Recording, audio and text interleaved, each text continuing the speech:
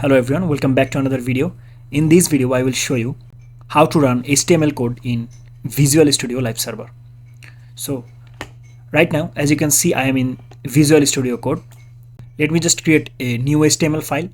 Click on file, click on new text file. Now let's save it, Ctrl+S. So now for Live Server, go to the extension here and search here Live Server and click on the first link, and now click on install. Now click on view and then click on command palette. Now search here live. As you can see, we have three options here.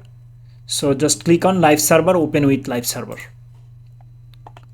and it says open a folder or space. So in my case, I have no folder, right? I just randomly create this index.html file. So let's just move it in a folder and then open it with this VS Code. So go to the volume where we have stored this file. Okay. Go to the file destination. For me, I have this folder, in this folder. Okay, so let's just import this folder here.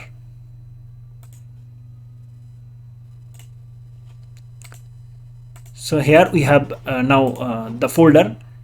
Now let's go for view and command palette and then search live and click the Live Server, open with Live Server. Allow access. As you can see, we are in live. Okay, to prove you, let's just change here. Let's say I want to add one more tag here. Hello, I am header 2, and see, I have not I don't have to refresh it, right? And here I have just added a new tag and it's automatically update here. So this is the proof that we are in live, right? So this is how you can add Live Server in Visual Studio Code.